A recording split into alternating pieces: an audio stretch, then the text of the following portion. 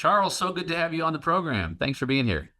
Thank you, Nate. Looking forward to chatting with you here. Oh my goodness, yes. Your work that you've done in the area of trust is so essential, so important, so relevant for leadership and how we bind together for meaningful relationships that can foster great progress for our organizations, for our families, for our lives. It's universal. And there's the concept of trust, though, it can be elusive, because someone listening is like, okay, yeah, I know it's important, trust is important, but I can't really get my mind around some of these elements, these essential elements of trust and why they're important. And let's just start there, Charles. Why was it important for you to pursue this work and write this book on trust? Well, I, like many people, went to work in an organization at some point in my life, and I kind of understood that trust was important. Well, actually, really understood pretty clearly that trust was important because I was also doing volunteer work as a community mediator. And trust is critical when you're trying to get people to, come to some kind of an agreement that really don't trust each other. So I understood the value of trust and the importance of trust. But here I was working with a whole bunch of other people, and I knew trust was important to build it, but I didn't really understand how. The obvious things, right? Be honest, meet your commitments, those kinds of things were clear to me, but they were clear to everybody else too. And we all were trying to do it. And sometimes it worked. A lot of times it worked, but sometimes it missed. And I never could really figure out why. I didn't have any kind of a map to the territory. And so when I came across this idea of trust being something that wasn't just this big, ambiguous sort of concept, but rather that you could take trust and break it down into some different elements. And a lot of people have different ways that they do that. There's nothing new about that. There are many different trust frameworks out there. But the one that I started working with, by this time I was actually out of the corporate world and coaching people in the corporate world. And I found that this particular way of breaking trust down into 4 fundamental assessment domains, I call them, really worked, really helped my clients understand how to go about building trust, what the behaviors were that built it, what the behaviors were that could damage it. And so this became kind of an essential part of my coaching over the years. Yeah, I love it.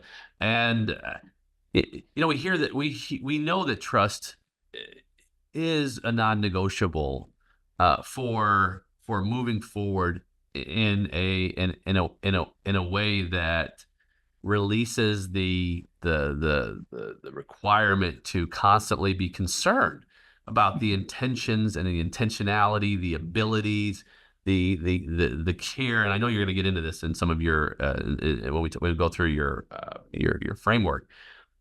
You think about it right now as we're recording this, we're only 16 days away from a U.S. election for president. And so this will air after the presidency. However, that's a big question. Can I trust in any type of leadership environment? Can I trust the candidate for the policies to be consistent with my goals, whether they be in business, whether they be in family, culturally, in the community, as a nation, as a whole? And so we're looking for some of these, and I don't want to undergird all of what you're working with here in terms of politics, because of course there's many different aspects of trust. However, in an organization, in any organization, we must have trust as the central aspect of the strength of the relationship. And anytime someone, and you know this, Charles, anytime someone said, "I trust you," my goodness, what an honor to hear that phrase, because as you've written in your book, and as you know from your experience, and our listener knows, it takes time to build trust. it takes time. It's like building a house. And by the way, it can also be destroyed, as you know, right? So quickly, at the same time. So the time it takes and the effort it takes requires these foundational principles. So we know it's essential. We know it's important. We know it's an aspect of honor. But often we sometimes don't really think about, as you said, the framework, the mechanics of it. So let's break that down. What's the first aspect that you focus in on in your assessment of trust? Actually, I don't find one that I focus in on so much Mhm. on a regular basis. There are four different elements or assessment domains, if you will. And depending on the context, the situation, the individual leader I'm coaching is in, or the team that I'm working with is in, it might be any one of those four that becomes kind of the most important to focus in on. But I'll just start from there. I'll just start and say, okay, here are the four, which we can kind of go from there and focus in as appropriate. But the first one is what I call care. People who do research on trust, economists and psychologists and sociologists and neuroscientists, call this particular domain benevolence. But I thought about that as the name for this particular assessment domain. It's like, maybe I'll try something different. So I came up with care. Care is essentially the assessment that I trust that you have my well-being in mind. You have intend good for me, that you have my, what's the word I'm looking for here?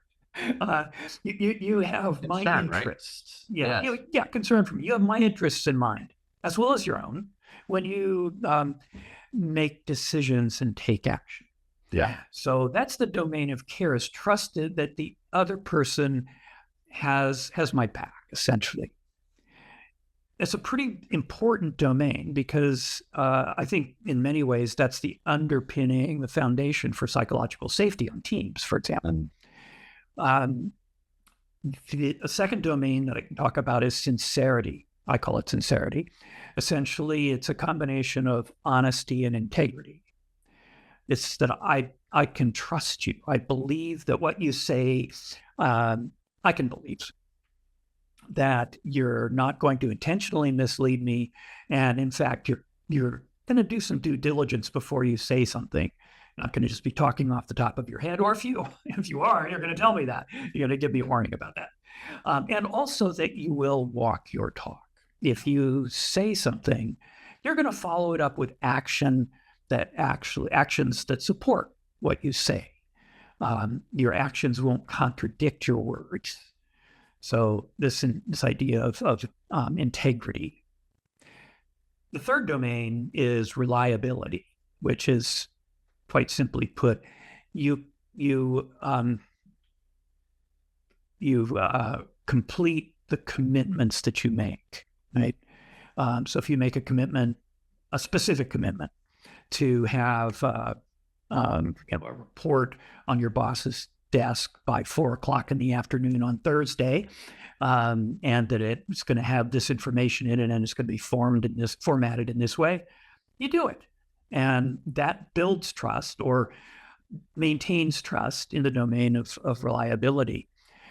Or if you make a commitment to do something and then find out that something out of your control is going to keep you from actually performing, then you tell the person that you've made the commitment to as soon as you know, so that you guys can kind of reconfigure and do something different to get where you need to go. And the fourth domain is competence, which is I trust that you have the skill, expertise, knowledge, experience, maybe the resources to do what you say you can do or are going to do, or I'm asking you to do. And if you don't, for some reason, then you'll let me know. You'll tell me. You'll be honest about that. You'll pretend you know something that you don't. Yeah. those fundamental components are they resonate in different ways. Of course, as you mentioned, right? And not necessarily you apply them all at the same time or they apply uniformly. They're aspects of the relationship that demonstrate trustworthiness in different areas. And I believe you can't have full trust without all of them. In other words, I can care, I can have sincerity, I can have reliability, but if I'm incompetent, you're not going to trust me with the particular type of work that's necessary. For example, I own an accounting and advisory firm. If I'm incompetent, my team's incompetent at actually preparing and filing your tax return, I could be all three of those other things, but you're going to say, Nate, I think I'm going to go a different direction because you don't know what you're doing. And vice versa. Now, of course, they all have different degrees to where you may, as a leader, you may say, well, they're competent, they're reliable, they're sincere. They don't really seem like they care much, but I'm still going to do business with them. However, and the reason is I believe all things being equal, when you find a relationship, whether it's you're doing business as an independent third party, like you're outsourcing a service, or whether it's internal, once you find someone who has that fourth dimension, that fourth component, that caring, all things being equal, you're going to opt to do business with that person. You're going to opt to put them on the project. You're going to opt to be a team member or follow them because that caring, that genuine concern indicates that when my well-being is a concern of yours, you will approach your work that we do together with a certain level of diligence, with a certain level of protection. And that gives me comfort. It gives me comfort to know that you're looking out for me, like you said. And as you know, the old saying, right? Nobody cares what you know until they know that you care. And it still holds true. And I wonder, as far as those four components, what might be, and I don't know if you've found this in your research or not. Are there some that are less negotiable, some that are more negotiable? Is it situational? What have you seen in terms of like, hey, you really need to focus on this first, if at all? Absolutely. Often when I work with teams, one of the areas that they struggle with most is reliability. People are, for a whole host of reasons, one of which is that everybody's moving at lightning speed all the time, that often they fail to meet specific commitments they make to each other or to their external stakeholders. So that's an area that I do a lot of work with teams around helping them first identify that that's the case for them. And often it's pretty obvious, but sometimes they don't quite get it. Once they do, then we can figure out how to help them change that so that they become much tighter around their deliveries of commitments and more accountable as well. So that's one, but it also kind of depends on the circumstances. Right. If I'm an employee and I report to a leader, and knowing that the leader has my interests in mind and has demonstrated that, I'm going to trust them even if I may not always find reason to trust them, or if they may sort of fall short, say in the area of reliability. They make commitments to me about getting something to me at a particular time, but they sometimes fail. I'm just knowing that, or feeling that I can trust them in the domain of care is really important to me, more important than others. On the other hand, if I'm the leader, and I've got got these people working for me, I want to know that I can trust their competence, and I can trust their reliability, and I can trust their sincerity, that they're going to be honest with me. I'm not going to be quite, maybe not going to be quite so concerned about whether they have my interests in mind, as long as they don't go way the other way and undermine my interests. Interesting. Yeah.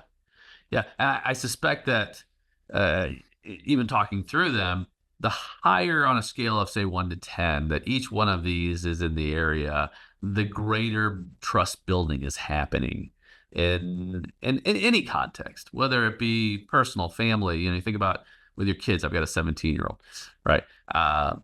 Just Good luck. Right. Thanks. Yeah, thanks. You've been there, right? Yes. So, hey, there's a certain level of competence that the social media world has assumed for parents today. And so, hey, I don't need to ask mom or dad. I can just go online and do the search myself. However, that's fine. There are other areas you say, okay, that's my kid, stuff like that.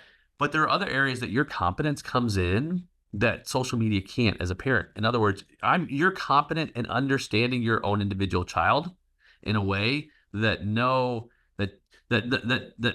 ChatGPT or any algorithm or any website can't do, because this is the relationship you've had for the last 17 years with this child that's grown. No one is as competent. No one on the planet should be, as long as, of course, you've engaged with your child in that way. Mm-hmm. And that high level of competence creates a certain kind of trust, like, me, even though you might not be able to answer, a question here or there that social media can, and you want to be careful about that, because information cannot be always reliable, right? You can't always trust the reliability of that information. And I guess I'm saying this to say that, competence, we have to identify as leaders where that competence is most needed, and how to make sure that we communicate that in a sincere, caring, and reliable way. Mm-hmm. Especially in this, and I mentioned that from a parenting perspective, right? Because someone's listening is like, yeah, okay, I get it. But it's so important to understand that each one of these domains has multi-layers of domains within it.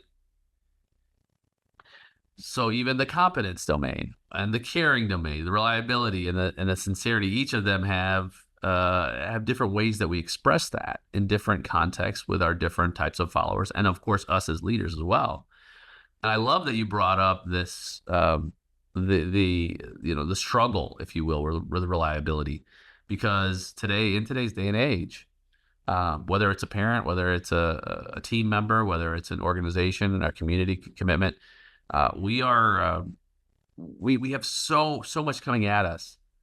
We have so much that we are committing to, and we give ourselves very little margin today, more than ever. I think, as human beings, think about it, like 200 years ago, things were simpler. I mean, things were simpler back then, Charles. We didn't live in that time. You didn't have. I mean, just now you get a text message, and someone expects you to respond right away, right? Oh my goodness, I didn't hear from you for a day. You know how long it would have taken a letter to get back and forth? You remember pen pals? Yeah. Yeah. So that reliability, it's constrained, and I think that when you talk about reliability on consistently doing what you promise, I think that is important to take a step and identify, first of all, what expectations can I commit to? Because it's up to us as leaders to say yes to what we can commit to and say no to what we cannot. And it's okay to say no as well, because that creates a greater consistency in our reliability and dependability. Yeah.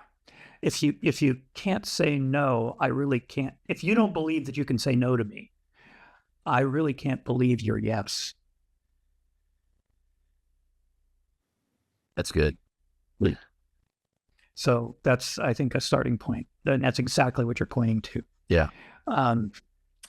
Yes. And the other option besides yes and no is, and this is where I do a lot of work with clients, is a counteroffer.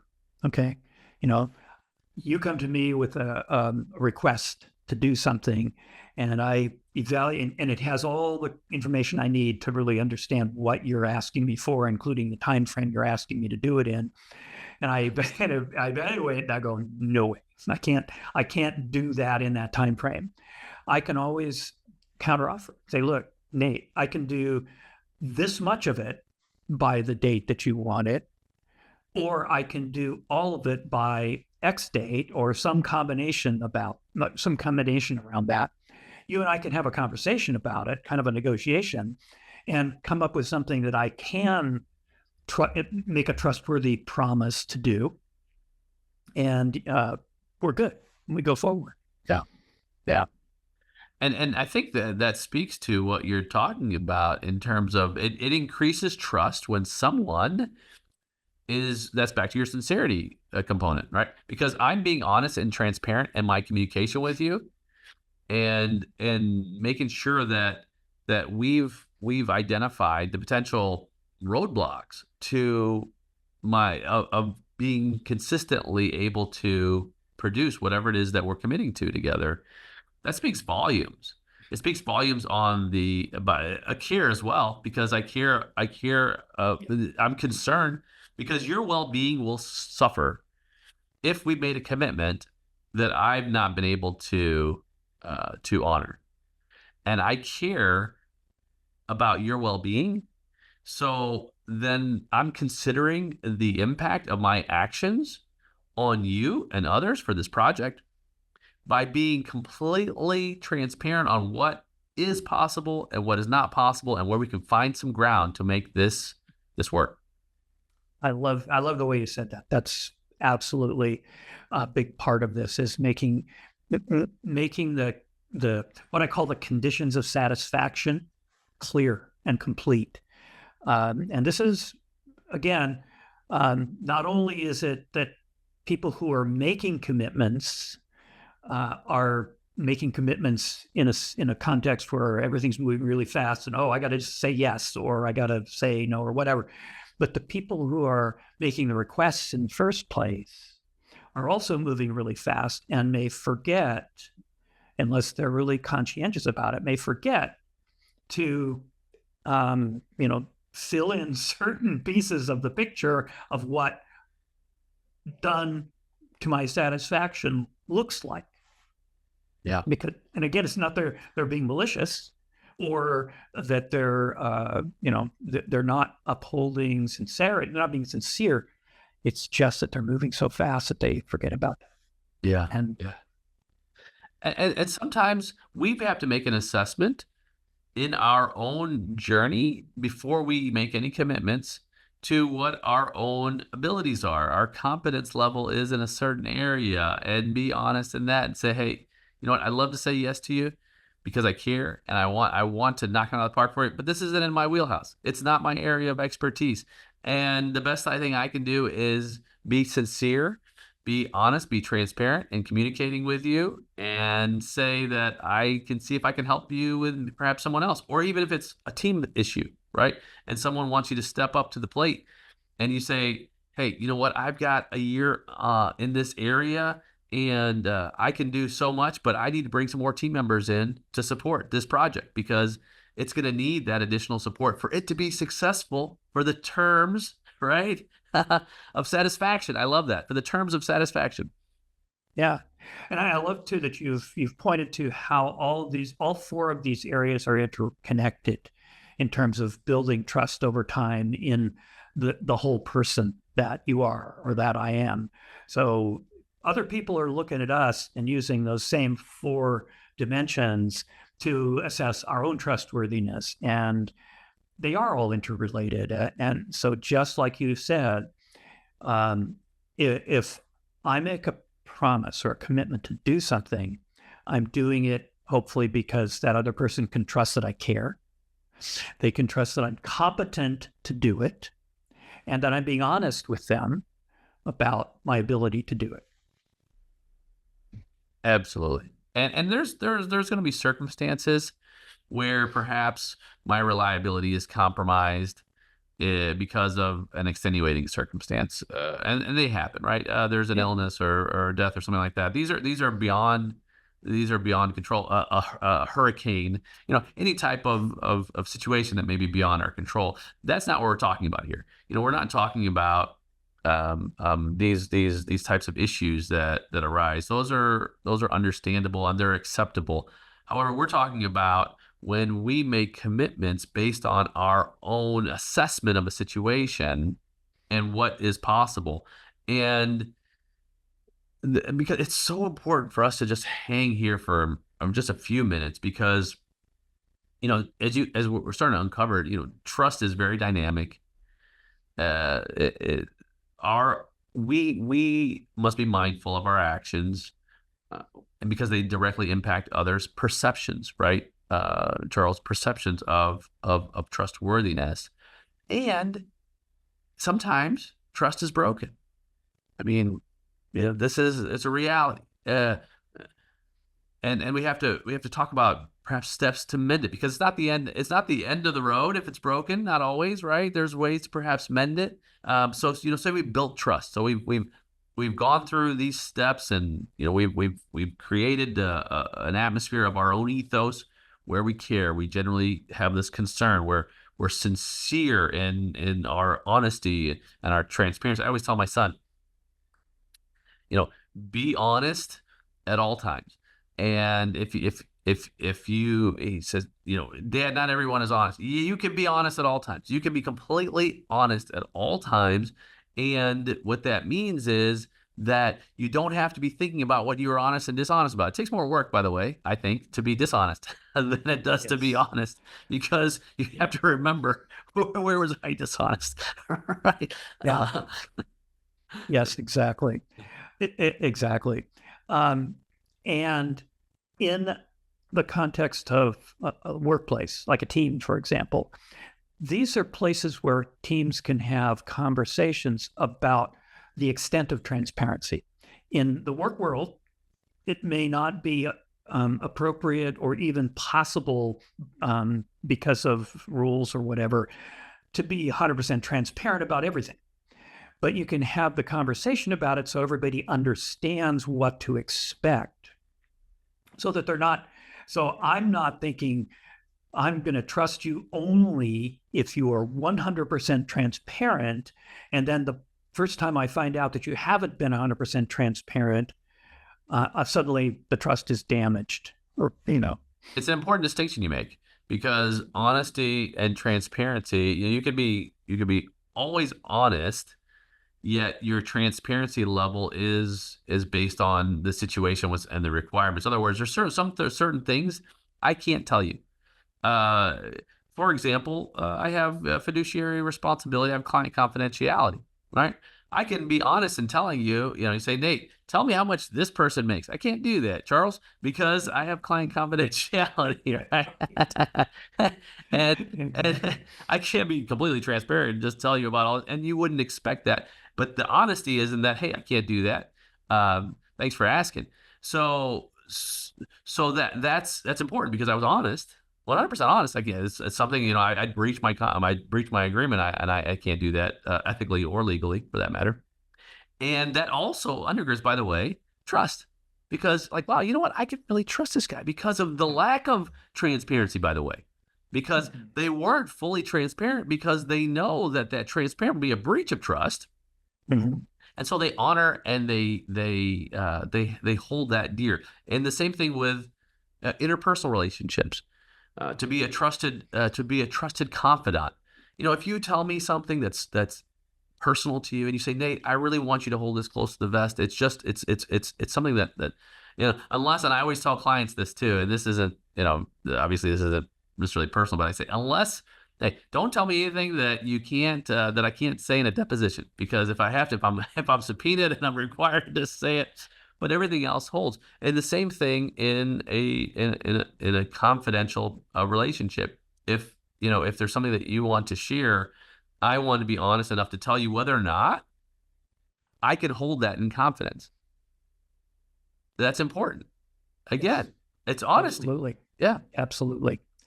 Yeah, I mean, I do that with my coaching clients, right? That I may have been brought in as a coach to coach, whatever, mean, this individual, and by HR, right?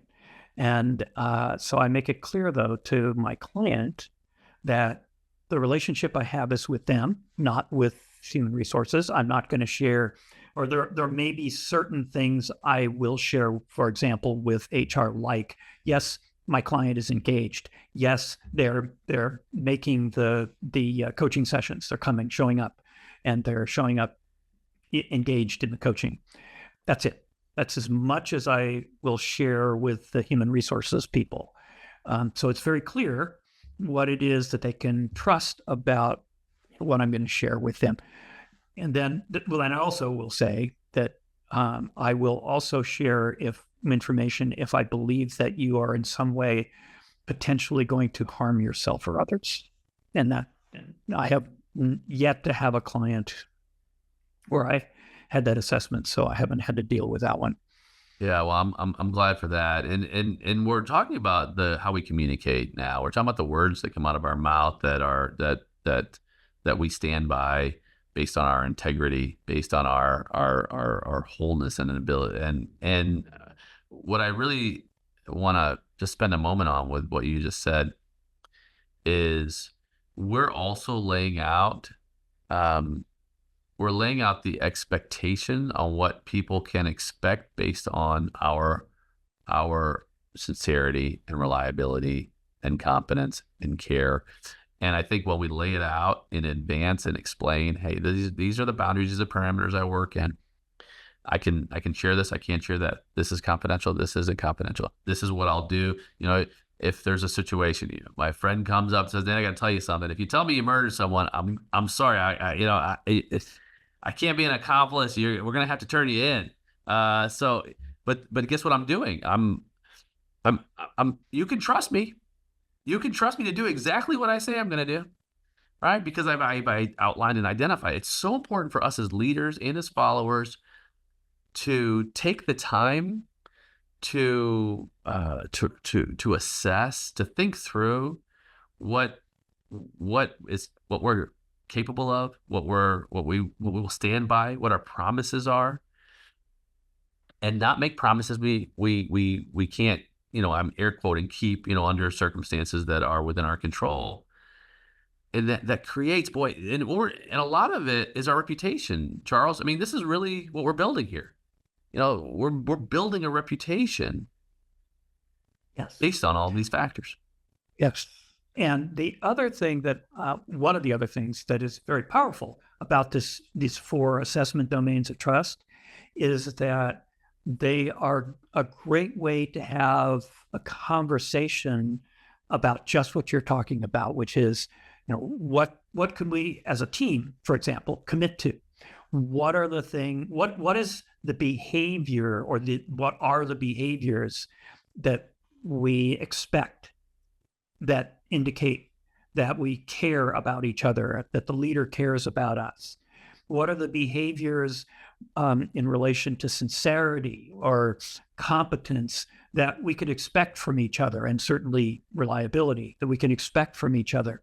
So having those conversations, just by having them, we build trust. Yeah. And then as we follow through on that, or sometimes when somebody does something that doesn't match what we've all agreed to, then we have an even more powerful conversation for trust building about how to kind of bring that person back into the community. Yeah. Well, let's talk through when trust is broken. It's inevitable. It's going to happen at some point in our lives as human beings. We've either we are on the end of it to where trust has been broken as a receiver of trust, or on the other end where we've been the trustor, and we've breached trust. Yeah. What are some steps we take in this situations? Well, I would say I work with 7 steps actually that someone can kind of walk through to prepare themselves to even make a choice. So let's say if you have determined that you can't trust. Someone has broken trust. Let's give an example, like consistently unreliable. Like, the person who says, I'll be there on time and just can't ever seem to get there. Everybody's got a story around that one, Charles. That's familiar enough. Absolutely. Absolutely. So the first thing I have somebody do is identify the domain that they're concerned about. Is it care? Is it sincerity? It's reliability. Okay, that's obvious. This person is just plain not reliable. And so the next sort of step is to consider, well, what is my standard that I'm using for reliability? Is it they're there exactly at the appointed time? Or is there some, it's a little slop around that? I mean, in different cultures, on time means something different. So understanding the cultural context as well is useful. But what is my definition? What standard am I using for on time? And then identifying what are the specific actions or behaviors. Well, in this case, it's pretty clear. You could say that the last 3 or 4 times that you said you were going to do something, you didn't do it in the time frame that I had asked you to do it, and that you had committed to. You said when you said yes, I took it as a commitment to be there at that certain time or do that by that certain time, and it didn't happen. It was in every one of those instances, it was a day or 2 or sometimes 3 days late. What the fourth thing that I have people consider is what I might be doing to contribute to the problem. And this is where it's really important to be honest with myself, right? So if I'm looking at this, I'm thinking about, okay, what am I doing? That could be, well, maybe part of the problem is that I haven't actually expressed before my concern about this. So this is 3 or 4 times this has happened, and I've just kind of gone, just blown it off. I haven't been clear with this person how much this is annoying me, right? So that's part of it, that I'm contributing there. But I also might not have contributed, or I might be contributing by not really saying, hey, my expectation is that when you agree to be here or do this by a certain time, that actually means within, 15 minutes either way.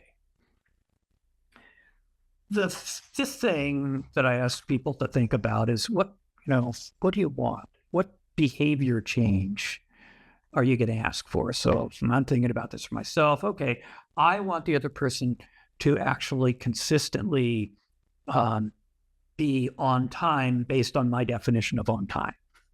So I have to let them know that, right?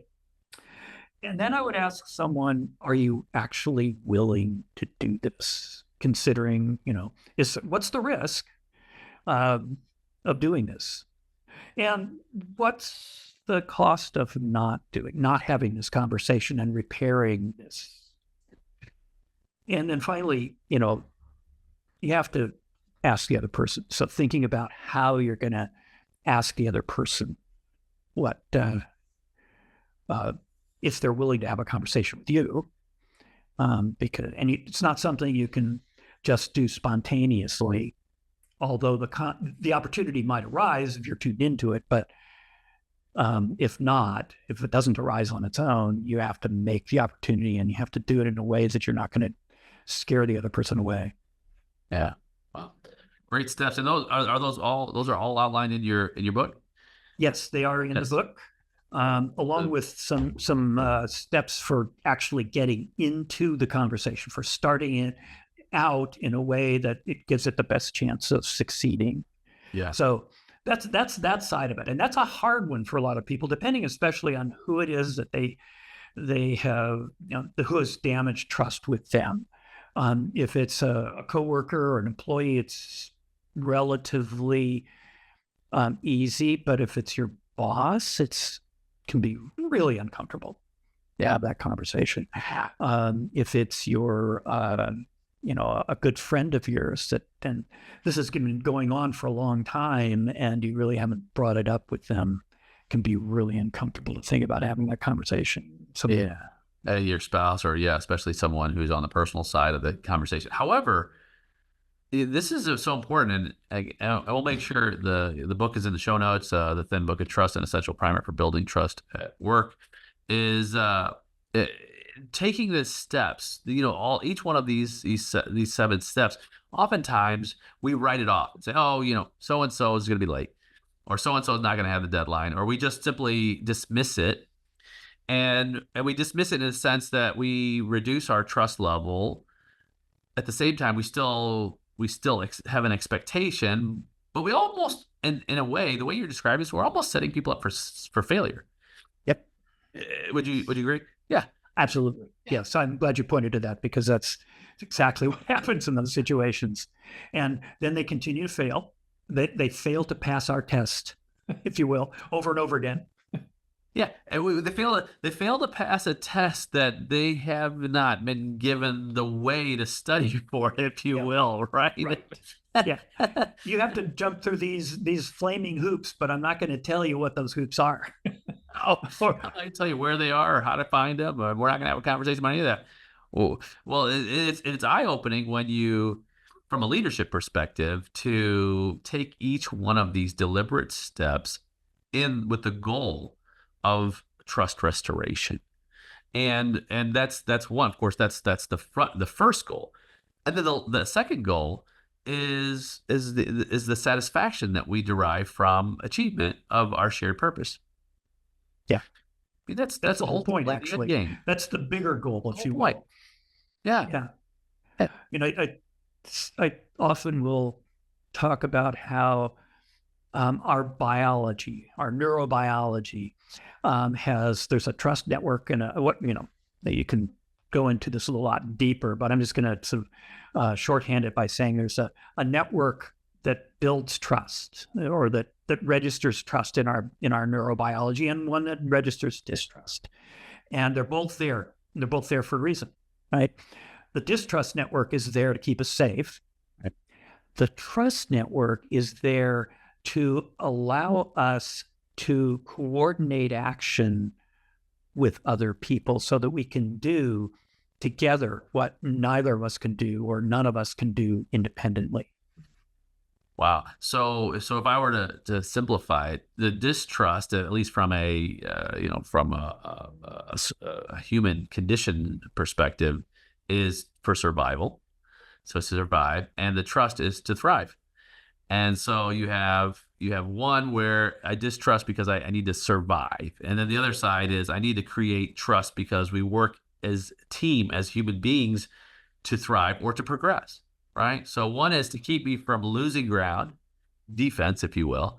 The other is an offense so that we can win, we can score, we can achieve, we can grow, we can do great things together. And that's the part of humanity that's so brilliant and beautiful when we have trusting environments, such as the ones that you're describing. Absolutely. That's trust is the foundation for that. And the real reason for all of that is that we do, just as you just described, we can thrive together. Yes. Well, Charles, this has been so good. I have a question for you as we close. Every so often I get to ask this if we have the time allows. So you're on this journey of life. I'm on a journey of life. We've been contributing as we can through business and through leadership and life. One day you'll be on that great summit. You'll be on the end of the journey. You'll be able to see all of the things that Charles has had a wonderful opportunity to impact over the years of your life. If you look back on everything and everyone you've impacted, what is one thing that you would want people to have said about you in memory of that great summit, that great journey? Wow. Well, in a sense, I ask that question about every moment. What is it what is the impact that I want to have on people? And now looking back, if I'm putting myself at the end of life, what has that impact been? And I think as much as anything, what I want to have impacted is to increase people's capacity for love and joy in whatever they do, including work, which is not often a place people think about love and joy as being part of it. But I would like people to really experience love and joy in all parts of their life, including their work. Well, you, my friend, are on your way. Charles, what a wonderful time together. We'll make sure our listener knows how to find you in the show notes. One listener, our listener, yes, our one listener, yes, no. yes. Interestingly, I love the conversation that we have for that one listener. Of course, we have many listeners. However, that one listener Yes. who's intently desiring to grow as a human being in their leadership, and you've impacted that individual and many others today. Thank you, Nate. Yes, I've really enjoyed this conversation, and I'm sure that I loved your contributions to the conversation were really spot on, absolutely great, and I'm sure that there will be a lot of people out there who will take something from this. So thank you for the opportunity. I really appreciate it. Thank you for being here. Such an honor.